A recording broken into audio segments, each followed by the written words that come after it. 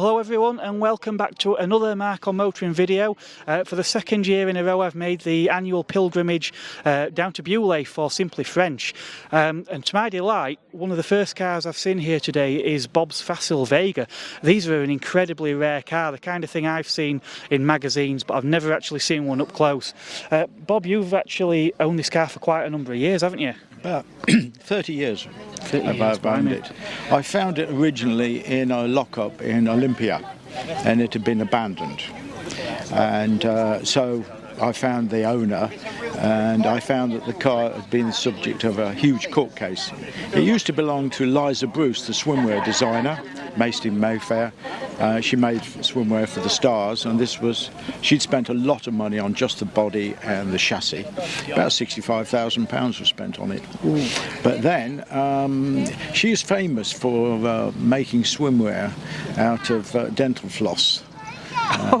Which was quite novel at the times. Anyway, allegedly Marks and Spencer stole her design. She went to court with them, and she was going well until the very last day when she brought several of her models down the Strand wearing her swimsuits, and the judge took great exception to it and found in favour of Marks and Spencer's, and her company went bankrupt, and this car was left in a lockup.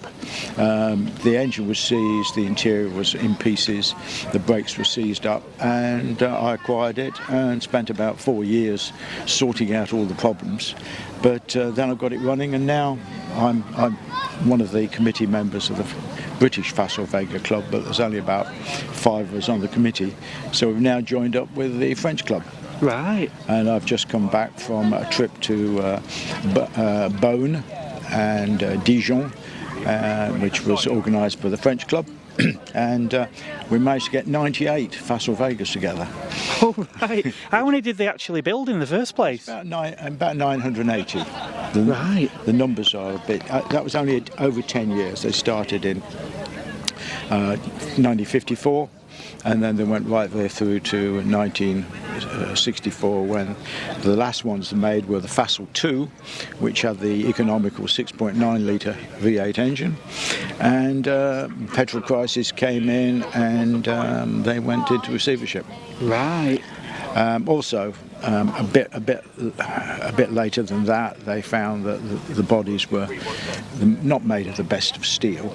Right. But so they rusted away, and they were very complicated to rebuild. So people just left them, you know. Yeah. Obviously, back in the day when new, these were quite an expensive car, weren't they? Yeah, they were more than expensive than a Rolls Royce, and lots of film stars had them.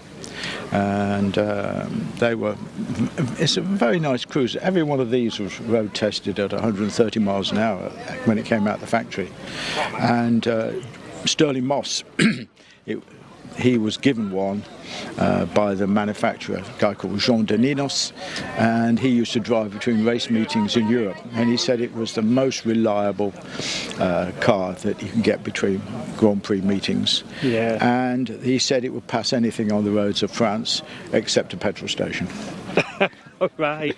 Yeah, I mean, at the end of the day, they were a Grand Tourer. Yeah. I mean, what a way to travel. I mean, it must be incredibly comfortable, and you have indeed done a few long trips in this car yourself anyway over the years. I've done about 17,000 miles in it. Yeah. So this year we've done over 2,000 miles down to, as I say, down to Beaune, and the French were very accommodating. You know, we went from one chateau to another chateau, and the French club has access to various chateaus, and it's just a very nice, friendly get-together. Yeah. But there are two sets of Facil Vegas. There's a big one like this, which mainly went to America or Germany, and a few. This is quite a rare right-hand drive one, but because of the French market, the tax on cars was enormous, over 1.5 litre. Yeah. So they made a smaller version of it, which unfortunately was the downfall of the company, because the 1.5 litre engine was made by Facil Vega, and unfortunately it was not reliable enough, and it blew up, and they used to replace the engines with such regularity that in the end they drove them into receivership, and, as I say, the petrol crisis of 1964. Yeah, it's quite a contrast to the like I say, the larger engines that were available in these cars. Yeah, that's right. Well, this one's got the Chrysler Typhoon engine in it, which is 6.3 litre engine, and it's 350 horsepower, brake horsepower. Which for that now is a substantial amount of power. Back then that would have been phenomenal, wouldn't it? Oh, absolutely, yeah. Yeah. What transmission is all that power going through then? Well, most of them were fitted with a Chrysler automatic gearbox, but this one actually has a Pont-à-Moussin gearbox fitted, which is the one that was fitted to lots of lorries in France, so it can take the torque. But I'm quite happy with it as a manual gearbox, you know. Yeah. You don't change gear very often, you know. You move off in first and drop it into third, and then it just does everything in that gear. It climbs hills, it goes everywhere. A third and fourth gear, well, you're on the motorway cruising at 70 without any, and the speedo and the rev count is only doing just over 2,000 revs, so it's just ticking over. Yeah, excellent. Yeah, it's quite. But you see, the other thing about it is it's made up of lots of bits. It's got British brakes, it's got Girling brakes, so the thing stops. It's got a huge chassis on it as well, which makes it very rigid and very strong car. There's lots of other English bits on it, and quite a few American bits, you know, the carburetor and things like that. And the other interesting thing about it is the dashboard, because people say, oh, it's got a lovely wooden dashboard, but it's not wood. It's actually painted steel, and when you're at the factory you can have any colour you liked or any type of wood. This one's got pine on it. All right. Excellent. Yeah. Well, that's something I would have never known. Yeah. That's great, thank you. Okay. Cheers. My pleasure. There's no shortage of hot Renaults here, from the modern Meganes and Clios through to things like the Clio 16 valve I've seen, Williams 2 on the end, Renault 5 GT Turbo again, always a firm favourite. This car though is rather vexing me somewhat. So we've got the early dash and an A registration, so that would suggest this is actually a Turbo 1, of which there is actually another one here today. But what really is puzzling me with this car is some of the modifications, namely the engine in here, because what I can see lurking in the back, it appears to be a Renault F-Series 16 valve engine in the back of there. Definitely a far cry from the old 1.4 litre pushrod turbocharged engine that these cars would have originally had. If this happens to be your car and you're watching the video, do drop something in the comments, because as I say, I would be rather interested to know a little bit more about how this came to be. Well, it seems we've got a few of Diepp's finest here at Beaulieu today. Here we've got a Mark 1 Renault 5, this one being a turbo, and this is a Gordini because it's a right-hand drive car. Over in France, a left-hand drive 5 turbo like this would have been badged as an Alpine, but sadly in the UK Chrysler actually already had the rights to the Alpine name, so Renault couldn't use it. But a really interesting little car. Again, we've still got this longitudinal engine, the 1397 pushrod engine, turbocharged. I think there was about 105 horsepower at the time in these. Obviously, there was also the mid-engined turbocharged cars as well, the cars that Renault built to go rallying with. But yeah, for most people, this would have probably been their holy grail and certainly more attainable. I just love these turbine-style wheels on these cars. I think they look absolutely fantastic.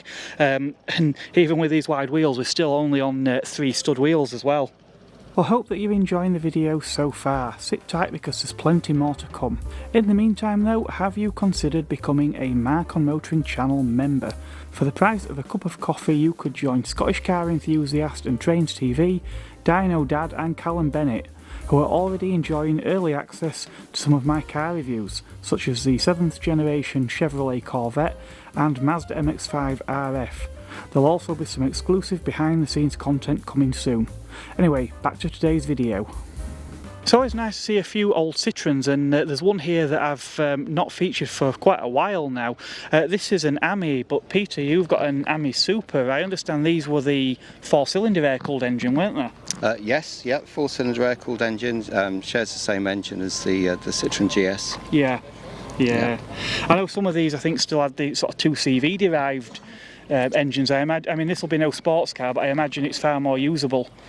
Yes, well the Ami 8 had the 602cc engine and it shared with the 2CV like next door. But the 1015 fitted to the Ami Super really did give it the performance advantage. Yeah.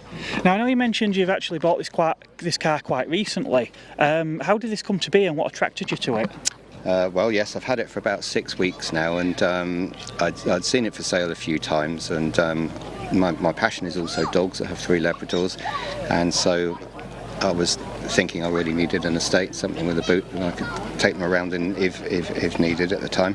And yes, one night after probably one too many Thatcher's Katies, decided to take the plunge and give Ragnar a call, who was the previous owner, who's well known in Citroen circles. Yeah, you could certainly do far worse after a few drinks, couldn't you? You could do, yes, yes, most definitely. But no, it looks like it's a perfect usable classic, isn't it? As you say, you've got something you can combine your love of dogs with, and obviously enjoy a classic car as well. So. Yep, and it's practical, and I've always had a passion for Citroens anyway. So. Excellent. Well, that's great. Thank you very much. Okay, thank you, Mark. The Peugeot 304 is certainly a rare car by any stretch of the imagination, especially in convertible specification. And Peugeot were at it again in the 1990s, Pininfarina-styled 306 convertible. I've always liked the 306, even the hatchback variants were a great looking car. They had a reputation as being a great driver's car as well. And yeah, I say they've certainly done a fantastic job when they've cut the roof off this car. It's still a stunning looking vehicle. It's lovely seeing some of these older vehicles like this Peugeot 404. Now, Andrew, you've fetched this car actually on behalf of the owner today, haven't you? Yes, I have. So what can you tell us about this vehicle? Well, this is a 1965 404, and it's, as you can see, it's left-hand drive. So it lived in Norway and most of its life until about just over 12 months ago. And it's a wonderful thing to drive. It's like wallowing in nostalgia to drive it. The ride comfort is exceptionally good. Yeah. Has a column gear change. Yeah, I spotted that. It's quite a novel... It was very period, you know, really 1950s, 60s, the old column change. But, yeah. I'm kind of used to that because I've got 2 cars myself with column changes, so I'm kind of like used to that, although this works in a very different way than they do. but it's a fun thing to drive, and I love the patina that he's kept on the car with the sunroof and everything. I was just thinking, actually, looking at it, I mean, it just seems a good, honest car, and It is absolutely. That's worth quite a lot these days when a lot of cars have been restored. Absolutely, and I think that restoration is great, and concours and that are all very well, but it's keeping them to that level. Yeah. And I think there's something to be said for driving something that's maybe not a show winner, but is, like I say, an honest car. The danger with a show car, a concours vehicle, is that you'd be frightened to take it out and use it, where I imagine this car is the kind of thing you could enjoy any day of the week. Absolutely. No, absolutely. And a lot of people don't realise what it is. It vaguely resembles an Austin Cambridge or a Morris Oxford, because it was designed by Pininfarina back in the late 50s, early 60s. So it has a resemblance with a number of other cars from the era. It's a joy to bring here. I had a funny feeling it was going to be the only 404 here. Yeah. So.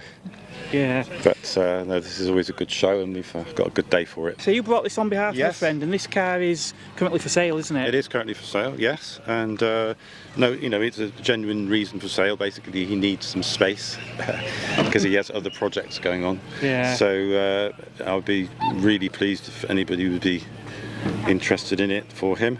I'll ask him for some commission at some time. Only joking. But no, it'd be a good, honest buy, and it'd certainly be a rare sight to drive around British roads. Yeah. Put a shot in of the little ad in the window, so there'll be a bit of information in there, and if this could be a car for you. Right, thank you very much. Thank you, Mark. It's brilliant. Well, here we have my friend Justin's Peugeot 406 Coupe, one of only 10 registered in Pulsar yellow, and this is a 3 litre V6 in SE trim as well. Justin has actually offered me a drive in his car as well, because last year I had a go in a 406 saloon with the 3 litre V6 engine and a manual gearbox, very much like this one, and I must say I was rather smitten with that car. So, and I did say at the time on that review that the Coupe probably would be sort of my ultimate 406. I think one of these would be so usable. You can eke out sort of 30 miles per gallon on a running one of these with that 3 litre engine. The engine's got plenty of mid-range torque. But when you open up the taps, they really do move. Of course, being French, the car rides exceptionally well, but that doesn't mean that it's any slouch in the bends either. So yeah, it really does tick all the boxes. Pulsar yellow may not be to everyone's taste, but Peugeot did do a fantastic range of colours in these as well. So I think there really is a 406 coupe out there to suit everyone. If you're so inclined, there was even a diesel version. Of course, it's always nice to see cars like this A110 here. I did actually interview an owner of an Alpine similar to this one at Brooklands only a few weeks ago, so by all means, if you haven't already done so, you may wish to check that video out. But these are cracking cars, sadly well out of my reach these days, but yeah, certainly a lucky man who gets to drive one of those home.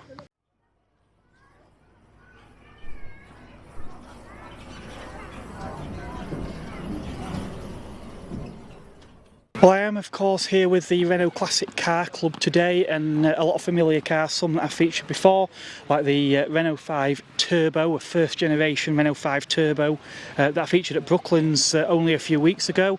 But Paul Cunningham's Rodeo, really rare car based on a Renault 4, but yeah, they're quite a funky looking thing, and I actually had a go in that just yesterday, so channel members will get to see a members vlog at some point with me visiting Paul and having a go out in that Rodeo. Renault 4 again, another one of our club members, Brian. I love this one because it's a well-used car. Brian goes all over the place in this. It's not some garage queen that's locked away and only comes out for shows, and that's fantastic because that's what these cars were always meant to be used for, really. Obviously, other side of my gang, we've got Renault 17 again, incredibly rare car. You just don't see them about anywhere, really. Renault Kangoo Trekker 4x4 again, another vehicle, although quite modern, you just never ever see those. I know of one other club member, I think, who's actually got one that was an ex-Royal Mail van. Renault 16s, a couple of those here today. It's always nice to see a 16, very forward-thinking car, and the first ever hatchback as well. Laguna Coupe, again, quite a modern but something of a white elephant, a vehicle that never sold in huge numbers and actually becoming a desirable modern classic these days. It was also nice to see my friend Jake Bill from Fuel Power is here after just having got his Megane Classic back on the road. road, that car had had some corrosion around the rear arches, and a bigger issue still, his rear axle had actually collapsed quite a while ago, and the car had been off the road. He's now got that done and back on the road today, just in time for this event, which is absolutely fantastic. Club member Jason's come along with a couple of cars, Mark 1 Renault Clio, and his Mark 1 Laguna Estate, pre-facelift. Again, pre-facelift Lagunas are getting a little bit thin on ground these days, and to see an estate one, well, you just never see them ever. As nice as it is seeing all these fantastic cars here, what I really do like about these events is having the opportunity to catch up with other club members. Today I'm here with displaying with the Renault Classic Car Club, of which I'm a member, and I'm also a member of the Renault Owners Club as well. Behind me we have a stall operated by Brian Whiteside of the Renault Classic Car Club. Brian's actually selling a lot of his collection of Renault brochures spanning decades and decades, so I was like a kid in a sweet shop earlier on going through that lot. But yeah, I can highly recommend both the Renault Owners Club and the Renault Classic Car Club. If you happen to have an old Renault or an interest in old Renaults, it's certainly the place to go. Both of these clubs are fantastic places to get some help with your classic Renault. I will be leaving some links, of course, in the video description to their social media and websites, so by all means do feel free to check those out at your leisure.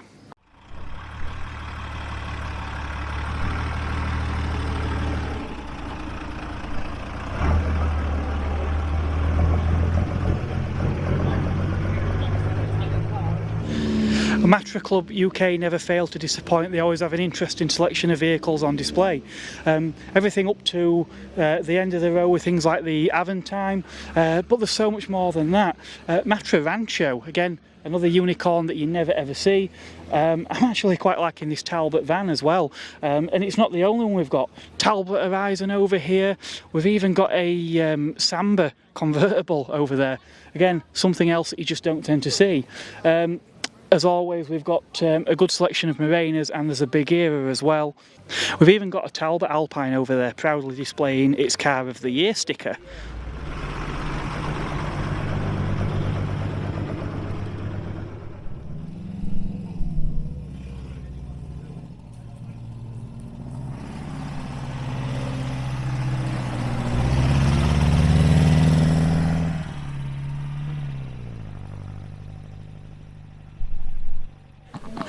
It's always nice meeting an enthusiast who has a few older vehicles in the collection.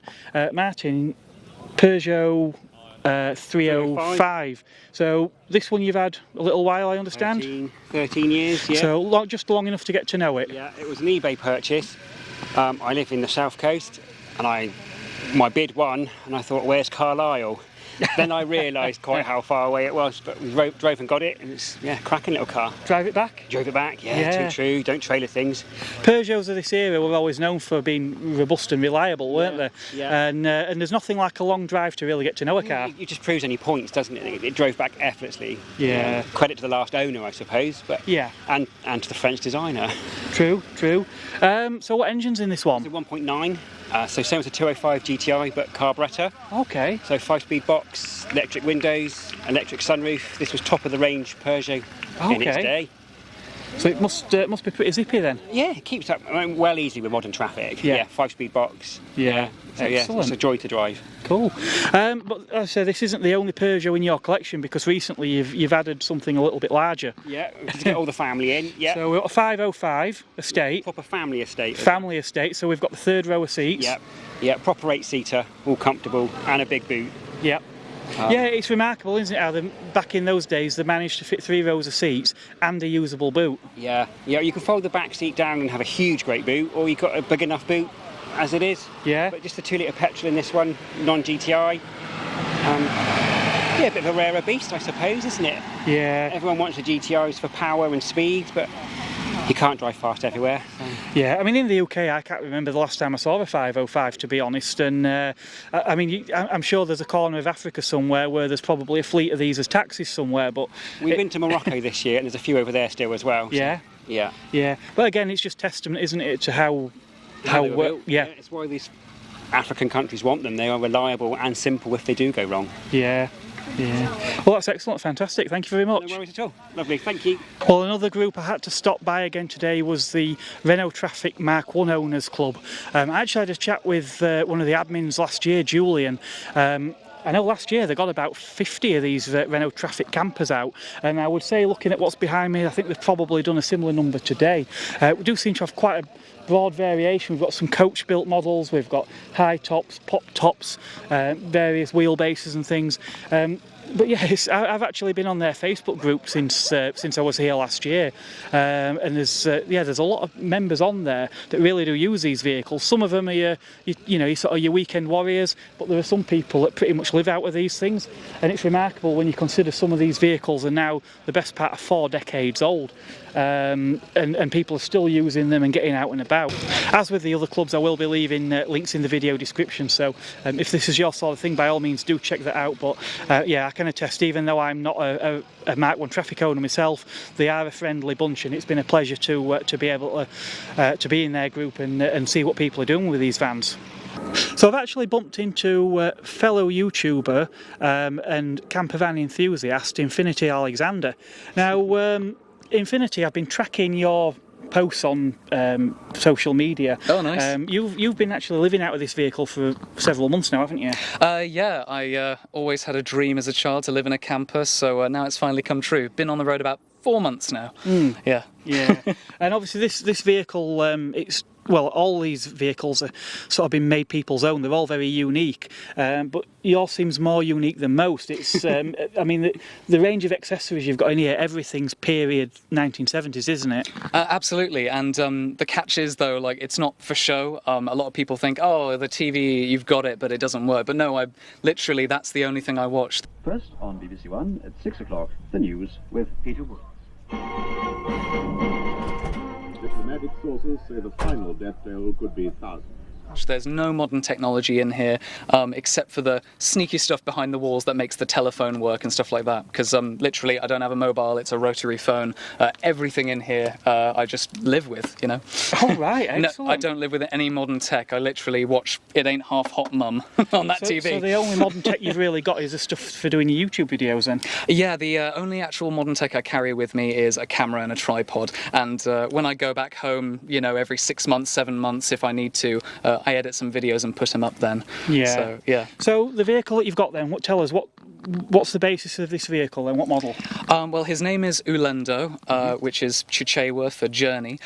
He is a 1990 1.7 petrol Renault Trafic. So that's the 1721F series, isn't it? That's the one. Yep. And he's an auto sleeper conversion, so everything's pretty much original inside. Didn't have to do too much to the interior, but we did a 2-year restoration on him, basically, which was costly but worth it. I hope. Yeah, it's certainly a different way of life, isn't it? And yeah, I just can't get over all these period and the colours as well. It's thank you. Very orange. Very orange. Yeah. But yeah, it's difficult in a crowd of about 50 Renault Trafic campers. It's difficult to stand out in the crowd. But I think if anyone's succeeded, it's definitely you. That's so kind of you. Thank you.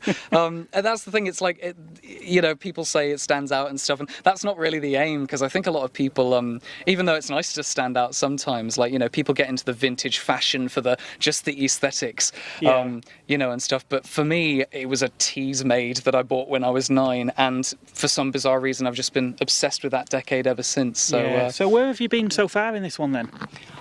Well, I started my journey when he finished the restoration in March.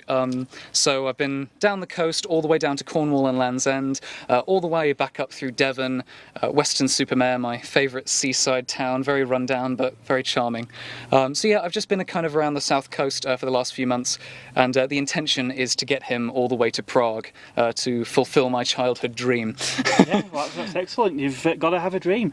Well, that's fantastic, Infinity, and best of luck, and I hope that you get there. And anyone that wants to chart your progress, the name of your channel is? Charting Course, as if you're a ship charting a course across the ocean. That's excellent, fantastic. Right, well, thank you very much. Thank you.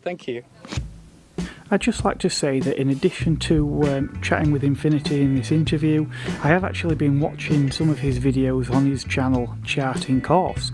It takes you right from the initial purchase of his Renault Trafic camper, which he swiftly discovered had a few issues that needed to be resolved, right through an extensive restoration to what you see here and now.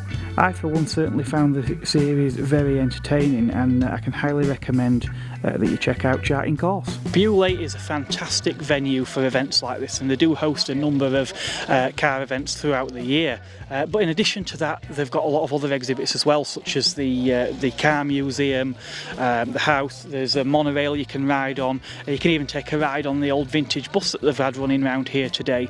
So I can really highly recommend that you come and visit and do all that. Now, from the end of this month, there are going to be some car reviews coming out as well. So make sure you've subscribed to the channel and got the bell notification on, so that you'll be notified when that video goes live. The channel memberships, again, they're available for the price of a cup of coffee, and in fact channel members that have already been enjoying early access to some of those car reviews, as well as some additional content. There's going to be some members vlogs coming as well, so channel memberships are somewhat in their infancy, but hopefully this is going to grow and go from strength to strength as the year progresses. Thanks again for watching, and as always, do check out those links in the video description to the various clubs and to the venues that we're visiting for these events as well. It is goodbye from me until next time. Thank you.